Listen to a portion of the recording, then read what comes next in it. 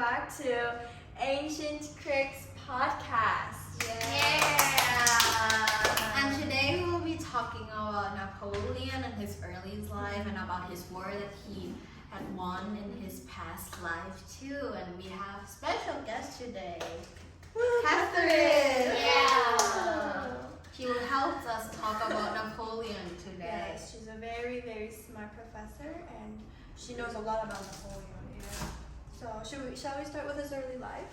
Yeah, so I'll just give a brief summary. Who was Napoleon? Guys, you guys know anything about Napoleon yet? Like his early life or anything? That he was born in 1769, August 15 in Corsica. In Corsica, yeah. And I heard that Corsica is like a part of France too, right? Back then, or it's like It's still part of France. yeah, it's still part of France right now, but back then too. Yeah, back then, but the funny thing is that, the ironic thing is that Corsica was actually part of Italy before Napoleon was born, but then Corsica wanted to gain independence, and then I think France took over, but then Corsica wanted to gain independence, so they did this independence war, but then they couldn't get it, like they couldn't get independence because, you know, they didn't have too much military and aids and everything. So basically Napoleon's father was part of this independence movement, but he betrayed the independence movement, and then he kind of became part of the French. So Napoleon was born French at 1769, and Corsica was part of France in 1769. So it was a coincidence that Napoleon became French. He could have become Italian or he could have become Corsican, but he was born French. Is that why his last name Bonaparte sounds like Italian? Yeah, I think that's what I heard. Bonaparte, the name Bonaparte sounds more Italian than French. That's what I heard. I think that's because of his origins were more Italian. So his bloodline was more Italian than of French bloodline. I see. And so what happened after he was born? after he was born, wasn't he sent to this military education in France? Yeah, his father wanted the best for his family, of course. So he sent his son Napoleon to the military academy in France, where he learned about military things and how to become a great general later on. Is he having fun there? I don't think so. He got bullied, right? Young, so Yeah. he was probably bored, but later. Yeah. He got bullied, right, Kowpan? Yeah, I heard about that. He got bullied in his like military school. And he got bullied in his military academy because he had this Corsican accent, and his family was not this great French noble from like the 16th century or like related to the king or something like that. So he was kind of bullied for his bloodline and his accent and his lack of money and everything. Yeah. So poor Napoleon's only comfort was reading. So he loved reading. Yeah, he loved Goethe, a German author. Yeah. What were his books about? Gothic. No, his famous books are Faust and The Sorrow of the Young Wealther. What is that about? Do you know about that? This is another topic. It's like more literature. Okay. But he liked books like that, and he loved philosophers. And yeah. And then his early military service was in 1785. 1785. I think he he went to the military after he graduated military academy. Yeah. Yeah, and then he had his revolutionary period. Yeah. 1789, The thing is that Napoleon would have just stayed as a common general if it was not for the French Revolution. So the French Revolution, as everyone knows, is when the French had a big revolution and they wanted to overthrow the king. Yeah. Well, necessarily not at the beginning. They wanted to make everyone equal. They wanted to get some equality, like to the peasants. And because of that, France went into war, and you know what? The bloodshed happened. The people riot and goes to the palace and takes care of, kind of just conquers the palace, like gains control of the palace. And then the monarchy breaks apart, and then a new form of government, which is republic, comes along. Yeah, and all these chaos. And the thing is that, the funny thing is that, in my opinion, is that all these European monarchies are bloodline related. So, like, the King of Austria is the cousin of the King of France. Like, They're all related. Yeah, like, even like, Queen Victoria and his husband, Albert, they were cousins. They had so many cousin marriages, and these are like so intertwined that basically when France had a revolution, they basically got rid of the king, right? Yeah. And they tried to execute the king and everything. The then the countries next door, like Austria, like Britain was looking, and they're like feeling. First of all, it's their bloodline. It's like their cousin, or it's like second cousin, or like their third cousin. They're like, my cousin's in danger. And second, the biggest thing is that they were afraid these revolutionary ideas would come to their country, and they would get overthrown and beheaded. And what kind of a monarch wants to get beheaded? So they basically declared war on France. Austria declares war on France. Britain declares war on France. Russia also, first coalition declares war on France. And like Prussia basically declares war on France. So all of a sudden, in the French Revolution, France got into war with these 4 or 5 big countries. I heard about that a little bit, yeah. And his marriage was very important, right? He was married to Josephine in 1796. Is that for like social status thing? Yeah, well, before we get into marriage, I think we need to like talk about how Napoleon rose into prominence during that period.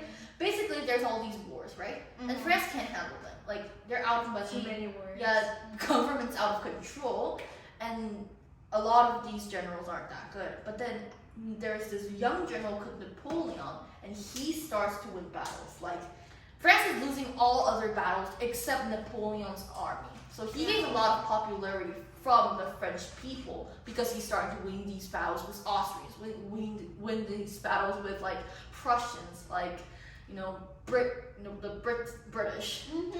Yeah, British. Yeah, I love the British. But like I heard that Napoleon he succeeded in every war he and like in every war he crossed it out. Yeah, he even crossed the Alps later on in Italy. Uh-huh. I think the most important war in his early days is the Battle of Toulon in 1793. That's when he basically sieged Toulon and won the British army, and it was like a major victory because France was always losing, and there was like this one stream of light that came to the French people. And so Napoleon gained more popularity and then he starts to get more popularity as he wins war, and he's hailed as hero. And the people started to like him. And people also start to hate the uncontrolled government. So the government was basically like Robespierre, and like these radicals came along in France, and they gained control. And that was a lot of bloodshed. They were killing everyone who were against their will, and the government was out of control. The economy was in crisis. Things weren't looking good, and it was even looking worse sometimes than when they were at monarchy, because at least the country was stable, but now even the country's not even stable. So yeah, that's how basically Napoleon gained more popularity over the years. And in his younger days, he married Josephine. When did he marry Josephine? In 1796. Yeah, which connected him to many political circles. Yeah, Josephine was like a widow with 2 kids or 3. Is that for social status, for Napoleon? No, Josephine was. Yeah, she had a lot of. She's rich, right? Or is that? I think she had a lot of people she knew. Just connections. Yeah, connection. Yeah, she had a lot of connection, which is essential in politics because connection is everything in politics. And there's sayings that Napoleon was ugly, that not lots of girls wanted him. Is that true? It depends on who you ask, because I think there was records like that, but even some of the British, like a British minister or whatever British diplomat came to France and looked at Napoleon, he claimed Napoleon looked nice, even though he was a little bit short. He wasn't short though. He wasn't short in the times. He wasn't short in that time. Average French men at that time were 164 centimeters, and Napoleon was 168 to 170 centimeters ish. So he was a little bit above average, or he was average. He wasn't short. Still taller than us. Yeah, still taller than us. Yeah, still taller than us. Come on, but basically, yeah. And then after the Battle of Toulon, and Napoleon gains more popularity, he even goes to Egypt. Oh yeah, I remember that. And he went to Egypt. Yeah. It's a far journey. Yeah, but I don't really remember that much details. Because it was such a bad memory that Napoleon had. He went to Egypt, and he got beaten up by British. So British won him. So he kind of abandoned his whole army. He abandoned his army and came back to France, claiming kind of having this propaganda that he won. So the French people still thought that he won more battles, so they started to like him more. And then finally, in 1799, Napoleon led a coup. Yeah, a coup d'etat. And there he basically claimed himself first consul. Now, Napoleon was a big fan of Julius Caesar. Since young, he loved Julius Caesar. He read books about Julius Caesar. He was a big fan of the Roman Empire, and that's why he claimed himself first consul, because that's the exact same title that Julius Caesar also claimed before he became emperor. Yeah, but Napoleon also crowned himself as Emperor, yeah, too, now you right? can see how much he liked Julius Caesar. You know how he's like, okay, he's a first consul already, but then he became an emperor because he crowned himself later. Oh, Yeah, weird, so guys. basically he became the first consul in 1799. People didn't oppose because Napoleon, remember, he's really popular among the French, and the French want stability. There's just too much bloodshed and chaos going on. They just want things to get settled down. They want an actual, realistic, logical government, not these killing machines, killing everyone government thing. Yeah, but before he crowned himself, it's once a very popular war, right? Yes. The Marengo, The Battle of Marengo in 1800, which it's become like a, what is that? Which it's become a name of his horse, right? Yes, later on his name, Yeah. his rival horse was named Marengo. Marengo. Yeah. Okay, but he basically in this war won Austria. Oh, Austria, yeah. Yes, he basically beat up Austria and kind of and then consolidated with them. So basically Napoleon, the pattern for Napoleon was that he fights with people. He fights with Austrians, he fights with British, he fights with Lots of people. a lot of people. And he wins and he wins and he wins and he knocks them out of the war. One by one. And later on in the early 1800s, the only country fighting Napoleon, fighting the French were the British. So he basically kind of gained a lot of peace and he was kind of happy and everything. Yeah, and the outcome of this battle is what again? Like he won the Austria, right? Mm-hmm. He won Austria and he gained more power, of course. He gained more popularity. Oh, and that's he proved himself. And that's how he became the first consul, right? Well, that's after he became the first consul. That's how he Yeah. became the emperor in 1804. Oh, for that, and he became an emperor. Yeah. Is there a more important war that he made or anything? Yeah, so basically he claimed himself emperor in 1804. He became emperor of the French. He also became emperor of the Italian because late at 1796-ish he went to the Italian campaign and took some parts of Italy. Mm-hmm. So Italy was under his control. He also took some parts of Spain. And yeah, that's what and then he even crowned his brother, Joseph Bonaparte. I think it's Joseph, right? Yeah, Joseph Bonaparte Yes, Joseph Bonaparte. Let me check for you. Yeah, as either of his brothers. So he basically had a lot of his brothers, a lot of his sisters, husbands like Joseph Bonaparte. Joseph Bonaparte. Basically, like Lucia and Bonaparte and everyone. Mm-hmm. And he crowned him as the king of Spain. King of Spain. But didn't he also have a Napoleonic code?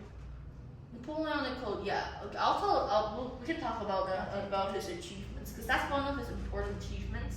So basically, he became emperor in 1804, and then he had a battle again with the Austrians in 1805, which is the Battle of Austerlitz, and it is one of the greatest military victory he gained in his lifetime. It's such an iconic battle; everyone remembers. So that gained more popularity for him too. Yeah, right? that gains more popularity for him. So his power is becoming stronger and stronger and stronger.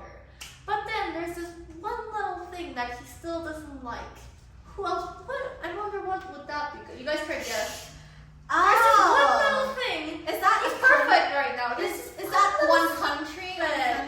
It's that one little island that controls 1/4 of the world later on. But yes, it's the British. Yes. The British were By not. British. Yeah, the British. Also, they did make peace in 1801, 1802, which is early. They were both violating, their contract between France and Britain, and then Napoleon still didn't like the British, but the British still hated Napoleon. So they went on war again later on, and then he didn't like the British, so basically he wanted to implement, and the reason why the British were so strong was because they were of their trade. Their navy was so strong. The trade. Yeah. The British basically Didn't the British block all the trade? they and that makes every country around Europe get so frustrated they because were of that. so mad because of that. So basically, Napoleon made a coalition with the coalition basically. Time out. They made a coalition against against the British. And in order to fight the British, because the British were blocking all the trades and everyone was annoyed. But then, but the thing is that Napoleon could never land on the soil of Britain because of the British big navy. And that was proved at the Battle of Trafalgar by Nelson. In 1805? Yes, and this prevented British invasion. It was British versus French and Spanish, so French and Spanish versus Britain. And at that battle, basically, Britain won a really great victory. And that really told Napoleon that you cannot win the British Navy. And Napoleon could never, till his death, reach the soil of Britain. And that's it for Part one. Napoleon Yeah. Bonaparte. And Napoleon has more things that we can talk about, so see you guys in Yeah, part stay 2. tuned. Part 2. Bye.